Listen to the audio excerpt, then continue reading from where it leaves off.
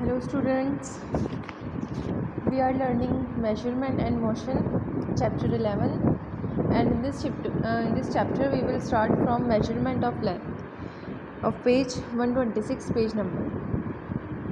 The length of an object is the distance between the two ends of the object. अब देखिए हर object जो कुछ भी आपके पास है आप देखेंगे कि उसके दो एंड्स होते हैं हर ऑब्जेक्ट के, भले से वो आपका रूलर हो। देखिए रूलर का वन एंड यहाँ से स्टार्ट हो रहा है, सेकंड 12 तक जा रहा है सेकंड एंड। ठीक है, हर चीज़ के क्या होते हैं, दो एंड्स होते ही होते हैं हर ऑब्जेक्ट के। तो इन्हीं दो एंड्स के बीच की दूरी ही लेंथ कहलाती है। ठीक है, some common instruments use to measure length are a ruler, measuring tape and metre rod. अब देखिए यहाँ पे आपको तीन दे रखे हैं यहाँ पे जो कॉमनली यूज्ड किए जाते हैं किसी की भी लंबाई नापने के लिए। एक है आपका रूलर, दूसरा है मेजरिंग टैप, तीसरा है ये दोनों ही मेजरिंग टैप्स हैं। ठीक है ना, ये ज़्यादा बड़ा होता है। ये घर वर जब बनते हैं ना, बड़े पैमाने पे घर बनते हैं, बिल्डिंग्स बनती हैं, तब इसका काम में लिया जाता है। और ये इंची टेप जो टेलर के पास होते हैं। Precautions while measuring. अब देखिए किसी भी चीज़ को मेजर करने के लिए हमें क्या क्या प्रिकॉशंस बरतने चाहिए। While measuring using a ruler, tape or any other measuring instrument, you have to take certain precautions to make sure that your measurements are reliable. ठीक है, अब देखिए किसी भी चीज़ को मेजर करने से पहले हमें कुछ प्रिकॉशंस लेने चाहिए। ठीक है ना, ताकि जो भी हमारे पास मेजरमेंट्स आएँ वो रिलायबल हो, फिक्स्ड हो, एक्यूरेट हो। The first one is you should keep the ruler tape carefully along the edge of the object whose length you wish to measure.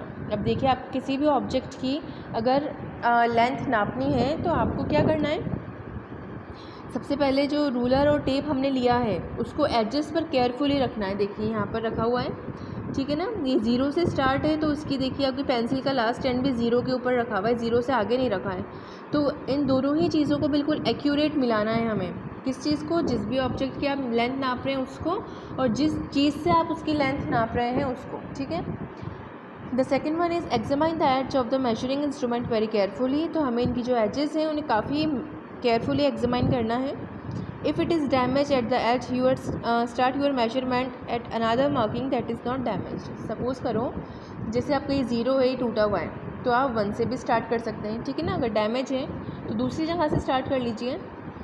For example, if you find that the 2 centimeter mark is intact and not damaged, you can start your measurement from 2 centimeter mark. ठीक है, अब ये मैंने आपको समझा ही दिया। जैसे ना यहाँ पे देखो, अगर एक तक टूटा हुआ है तो आप दो से स्टार्ट कर लीजिए, दो टूटा हुआ है तो चार से स्टार्ट कर लीजिए। ठीक है, however when you make the measurement you have to be aware of the starting point and make the necessary correction to get the correct value for the measurement. अब देखिए जब भी आप मेजरमेंट करें, मार्क करें, तो आपको बहुत अवेयर रहना है कि आपने कहाँ से स्टार्ट करा था। ठीक है, अगर 2 से स्टार्ट करा था तो आप 2 को 1 नंबर डालिए, फिर 3 को 2, ऐसे करके आपको सही से एक्यूरेट वैल्यू निकालनी है। ठीक है, करेक्ट वैल्यू निकालनी है अपने मेजरमेंट की। When you read the instrument such as a ruler, your eyes should be exactly above the mark you read. If you read from an angle you are likely to make mistakes. ठीक है, अब देखिए अगर आप जिस भी चीज़ को measurement के लिए ले रहे हैं, सपोज़ करिए हमने रूलर को लिया या इंची टेप को लिया, किसी को भी लिया, अगर आप रूलर को लें तो आप ये ध्यान रखें कि जो आपकी आई है, आपकी आँख है, आपका साइट है, वो बिल्कुल अबोव हो जिस चीज़ को भी आप नाप रहे हो। ठीक है, ऐसा नहीं होना चाहिए कि आपने ना दाएँ बाएँ इधर से या इधर से, नहीं, बिल्कुल एक्यूरेट होना चाहिए। ठीक है, अब आपका जो एंगल है, आपकी आंखों का जो एंगल है वो बिल्कुल अबव द रीडिंग होना चाहिए। ठीक है, रीडिंग क्या है यहाँ 7, अगर आप 7 से लगा रहे हैं तो 7 के ऊपर हो। ऐसा नहीं कि आप दाएं बाएं देख रहे हैं तो उससे आपका जो रीडिंग है वो गलत आ सकती है। So measurement of a curve edges. अब देखिए इस एक्टिविटी जो आपको दी गई है यहाँ पे कुछ भी नहीं है, यहाँ 2-3 चीज़ें ले ली हैं हमने मटेरियल्स में, आपका पेंसिल बुक वगैरह, पेंसिल बॉक्स, टेबल, और हमने एक मेजरिंग टैप ले लिया है बड़ा सारा, जैसा ये है ना इंची टेप, ये इससे हमने क्या करा, एक चार्ट बनाया। ठीक है, और उसमें सबकी लंबाई, उसकी चौड़ाई, उसकी थिकनेस नाप कर लिखी है। Now curve edges. अब देखिए बहुत सी ऐसी चीज़ें होती हैं जो कर्व फॉर्म में होती हैं, स्ट्रेट नहीं होती। जैसे आपकी पेंसिल स्केल है, डेस्क स्केल है। ठीक है, डेस्क स्केल वगैरह स्ट्रेट है, पेंसिल स्ट्रेट है, स्केल। लेकिन बहुत सी चीज़ें ऐसी होती हैं जो कर्व शेप में होती हैं, जैसे आपके शोल्डर्स। ठीक है, ये कर्व शेप में होते हैं। जब आप टेलर को नाप देने जा रहे होते हो, आप स्लीव्स का नाप देते हो, तो स्लीव्स भी क्या होती हैं, कर्व शेप्स में सिली जाती हैं, तो उसका मेजरमेंट हम कैसे करें। Rulers are rigid and straight and can not be directly use to measure the length of a curve line और एज। अब देखिए, ऐसे जितनी भी लाइंस हैं, ऐसे जितने भी शेप्स हैं जो कर्व शेप में हैं, जिनका शेप कर्व है, तो आप रूलर्स को तो नहीं ले सकते उनको नापने के लिए, क्योंकि रूलर्स तो स्ट्रेट होते हैं और रिजिड यानी हार्ड होते हैं। We can however use a string in combination with a ruler और ए मेजरिंग टैप। अब देखिए, हम एक स्ट्रिंग ले सकते हैं। String means here is the string, ठीक है ना, ये स्ट्रिंग है। आप चाहो तो धागा ले लो या कुछ और ले लो उसकी जगह, ठीक है। तो इस एक्टिविटी में बताया गया है कि कर्व लाइन और एजेस को कैसे नापा जाता है। तो कैसे नापते हैं, देखिए, आप पहले धागा ले लीजिए, सिंपल, ठीक है। अब धागे का एक सिरा देखिए यहाँ नीचे रखिए, बिल्कुल एक्यूरेट, और धागे के उस सिरे से लेते हुए इसको ऐसे फोल्ड करते हुए यहाँ तक लाइए, ठीक है। तो फिर यहाँ से लाके धागे को काट दीजिए जितना दोबारा इस एंड पर आ रहा है। इस एक्टिविटी में बस यही बताया गया है, ठीक है। तो आपका जितना धागा इस्तेमाल होगा, यहाँ से जो आपने स्टार्टिंग की और यहाँ तक गए, तो जितना भी आपका धागा या स्ट्रिंग इस्तेमाल हो रहा है, उसकी लंबाई आप इस पर नाप लीजिए रूलर पर, उसको सीधा करके। जैसे यहाँ तो धागा भी कर्ड हो गया, जितना धागा इस्तेमाल हुआ उसे काट के अलग रखिए और फिर उसको रूलर पर नाप लीजिए, तो उससे पता चल जाएगा आपको कि कर्ड शेप की लंबाई कितनी आई थी, ठीक है। बहुत सिंपल है। नाउ मोशन, अब अपन पढ़ेंगे मोशन यानी गति। An object is moving is said to be in that is moving is said to be in motion. अगर कोई ऑब्जेक्ट मूव कर रहा है, मूव का मतलब होता है डिस्टेंस कवर करना, एक जगह से दूसरी जगह बढ़ रहा है, तो हम बोलेंगे कि वो ऑब्जेक्ट गति में है, मोशन कर रहा है, ठीक है। When we say an object is moving, it is always with respect to another object। अब देखिए, जब भी हम कहते हैं ना कि कोई अब ऑब्जेक्ट मूव कर रहा है, तो उसे किससे कंपेयर करा जाता है, उसके आसपास के ऑब्जेक्ट से जो स्टेशनरी है। स्टेशनरी मतलब एक जगह पर टिके हुए हैं, ठीक है। अभी अपन आगे बढ़ते हैं, इसको एक्सप्लेन करती हूँ मैं। When you are sitting in a moving car, you are moving with respect to your surroundings such as building, but you are stationary, not in motion with respect to a fellow passenger in the car। अब देखिए, जब हम car में बैठ के कहीं जाते हैं, जयपुर जा रहे हैं या किसी रेस्टोरेंट में खाना खाने जा रहे हैं, कहीं पे भी, तो कार के साथ साथ हम भी चल रहे होते हैं। कार बढ़ रही होती है, उसके अंदर हम होते हैं, तो हमें भी कार कहाँ आगे बढ़ा रही है, लेकिन एक्चुअल में हम मूव नहीं कर रहे होते, हम तो कार में बैठे होते हैं, हम थोड़ी चल रहे हैं, हम तो बैठे हुए हैं कार में, ठीक है ना। हमारे आसपास के स्टेशनरी ऑब्जेक्ट्स चल रहे हैं, जैसे बिल्डिंग हुई, घर आते हैं रास्ते में, दुकानें आती हैं, वो भी स्टेशनरी हैं। तो चल क्या रही है, कार चल रही है, ठीक है। लेकिन कार में जो जितने भी लोग बैठे होते हैं, हमारे पैसेंजर्स वगैरह, हम सब भी कार के अंदर बैठ के मूव कर रहे होते हैं, पर एक्चुअल में हम लोग स्टेशनरी होते हैं, मतलब हम लोग बैठे हुए होते हैं, एक्चुअल में हम लोग मूव नहीं कर रहे होते कार में। When an object moves, its position with respect to another object changes with time। अब देखिए, अगर एक ऑब्जेक्ट मूव कर रहा होता है, सपोज़ कीजिए एक पेड़ के पास एक कार खड़ी है, फिर वो कार आगे बढ़ने लगी, लेकिन पेड़ तो वहीं खड़ा रह गया, तो उस ऑब्जेक्ट की कंपैरिजन में जो कार थी, पेड़ की कंपैरिजन में जो कार थी, उसने मूव करा, पोजीशन चेंज की, ठीक है, डिस्टेंस कवर किया। Let us take the example of a vehicle moving away from a tree, ठीक है ना। अब यही मैंने आपको समझाया है initially. The distance between the vehicle and the tree is small. तो शुरू में तो क्या था, ट्री के पास में कार खड़ी हुई थी, तो डिस्टेंस भी कम था दोनों में। The distance increases after an hour as the vehicle moves further away from the tree. अब देखिए, ये डिस्टेंस बढ़ने लगा, जैसे ही व्हीकल ने चलना स्टार्ट करा, मूव करना स्टार्ट करा, आगे बढ़ना स्टार्ट करा, तो डिस्टेंस भी बढ़ने लगा, पेड़ और पीछे होता गया, कार और आगे बढ़ती गई, ठीक है। An object is said to be in motion if its position with respect to another object changes with time, ठीक है ना।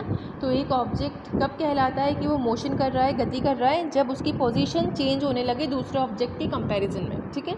जैसे आप हैं, आप अपनी कार को चलाकर एक जगह से दूसरी जगह लेकर जाते हैं, ठीक है, तो और जितनी भी आसपास चीज़ें खड़ी हैं वो तो वही हैं, स्टेशनरी ऑब्जेक्ट्स हैं, तो उनकी कंपैरिजन में आप डिस्टेंस कवर कर रहे हैं, आगे बढ़ रहे हैं, ठीक है। तो मोशन कर रहे हैं, आपकी पोजीशन चेंज हो रही है टाइम के साथ साथ, तो आप क्या कहलाएंगे, यू आर इन मोशन, आप गति कर रहे हैं। Now types of motion. Have you notice that objects move in different ways, A car being driven on a straight road, a child swinging on a swing, or a person taking a ride on a giant wheel?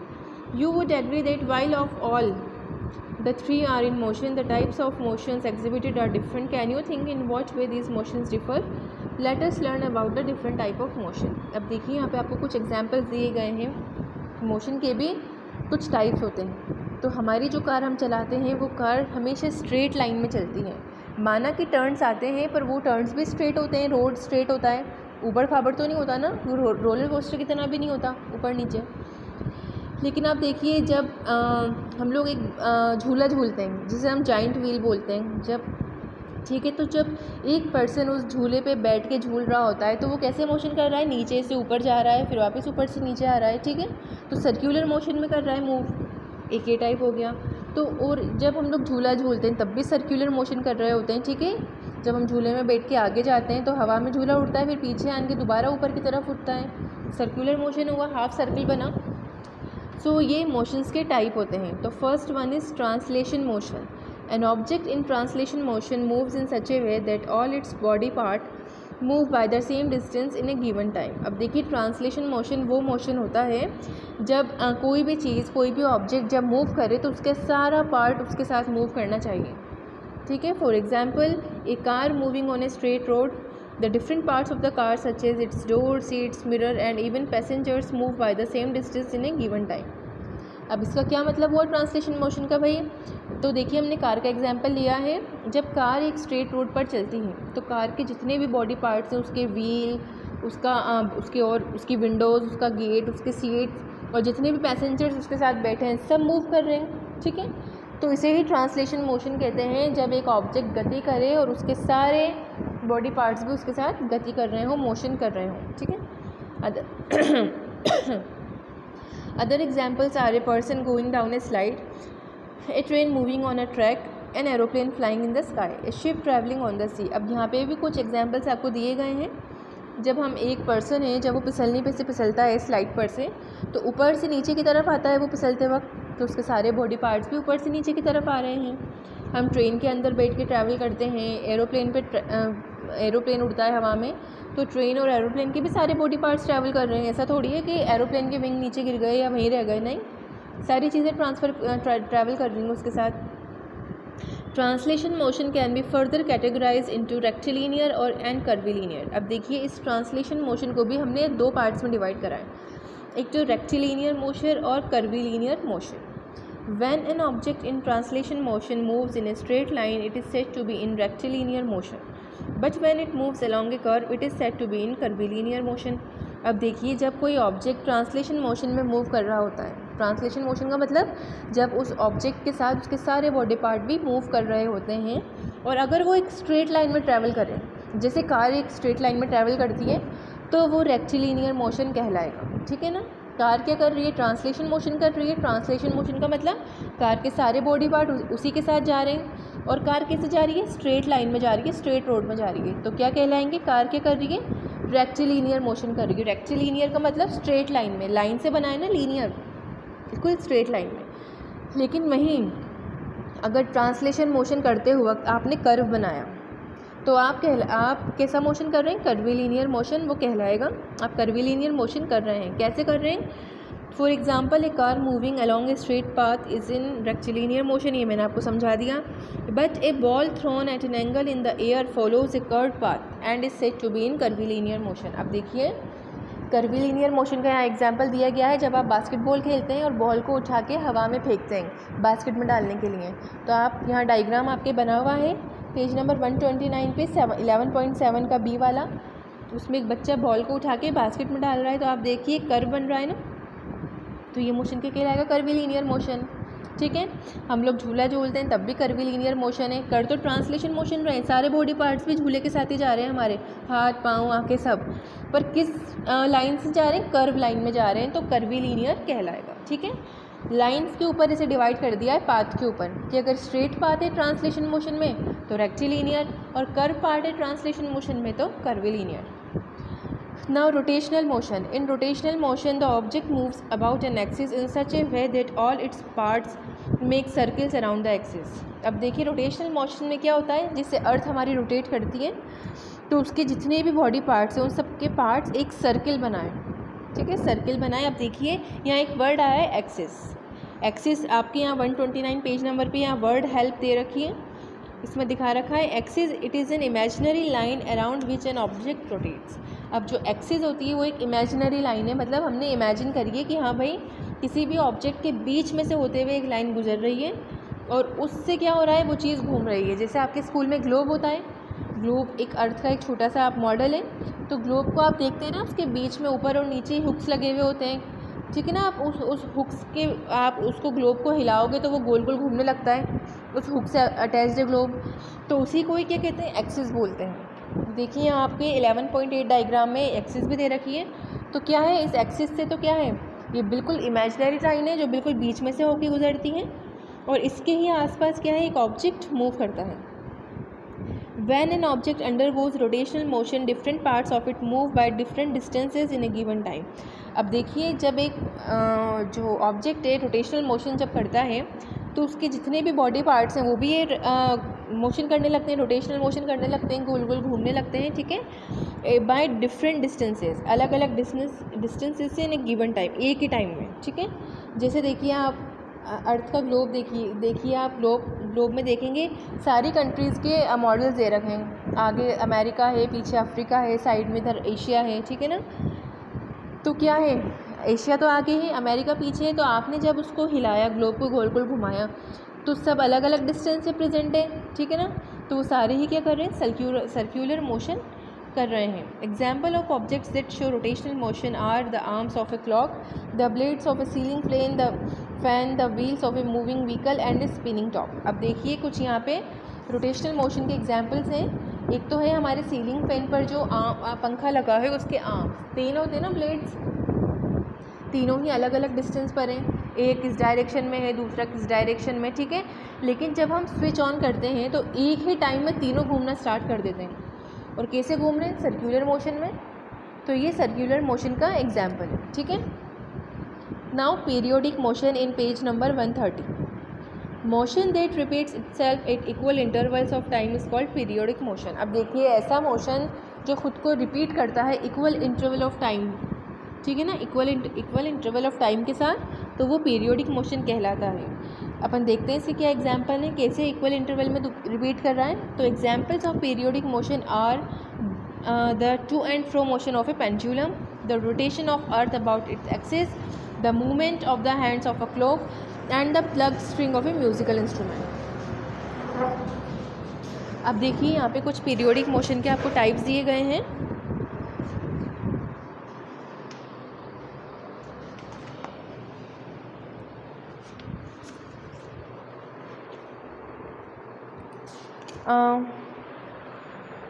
तो यहाँ पहला आपका example है periodic motion में, कहाँ गया, where is, हाँ, to and fro motion of a pendulum. बेटा पेंडुलम का एग्जाम्पल आपकी आएगा, आई थिंक आगे आएगा, या शायद 7th क्लास में आएगा आपका पेंडुलम, ठीक है ना। पेंडुलम देखिए यहाँ दे रखा है आपका 11.9 में, पेज नंबर 130 पे जो 11.9 पे जो क्लॉक है उसके नीचे जो आपको येलो एक बॉल दिख रही है ना, एक लंबी सी रॉड के साथ कनेक्टेड, वो पेंडुलम कहलाती है। तो पेंडुलम क्या करता है, आगे पीछे मूव करता है। तो ये एक पीरियोडिक मोशन है, वो जितनी देर में सेंटर से आगे जाएगा ना उतनी ही देर में वो दोबारा सेंटर पर आएगा, ठीक है। ये पीरियोडिक मोशन है। The rotation of A earth about its axis, ठीक है। अब क्या है, हमारी अर्थ का घूमना एक्सिस पर घूमती है, घूमने की वजह से दिनों रात होते हैं ना अर्थ के घूमने की वजह से। The movement of the hands of a clock and the pluck string of a musical instrument. अब देखिए हमारी क्लॉक के जो हैंड्स होते हैं, ठीक है, छोटे बड़े क्लॉक, अभी सपोज़ कीजिए आपकी घड़ी में 2 बज रहे हैं, तो आप जानते हैं कि अगली बार 2 12 घंटे बाद बजेंगे, फिर अगली बार 2 12 घंटे बाद बजेंगे। तो इक्वल इंटरवल ऑफ टाइम में बार बार 2 बज रहे हैं ना 12 घंटे के बाद। अगर 12 बज रहे हैं तो आप जानते हैं कि दोबारा 12 कब बजेंगे, रात को, और दोनों 12 बजे के बीच का डिफरेंस क्या है, 12 घंटे। दिन के 12 और रात के 12 में कितने घंटों का फ़र्क है, 12 घंटों का फ़र्क है, ठीक है। तो वैसे ही क्या है, एक क्या है, इक्वल टाइम पीरियड में रिपीट कर रहा है ना ये मोमेंट खुद को, इक्वल टाइम पीरियड में, तो ये पीरियोडिक मोशन कहलाएगा। Now non periodic motion, A motion that does not repeat itself at regular intervals of time is called non periodic motion. An example is a butterfly visiting A garden. अब देखिए ऐसे जितने भी motion हैं जो खुद को रेगुलर इंटरवल में रिपीट नहीं करते, वो नॉन पीरियोडिक मोशन होते हैं। फॉर एग्ज़ाम्पल एक बटरफ्लाई, या आप लोग अगर कहीं कभी आपको गार्डन घूमने जाना होता है तो कोई टाइम फिक्स नहीं होता, जब पेरेंट्स फ्री हो जाएंगे आप तभी जाएंगे।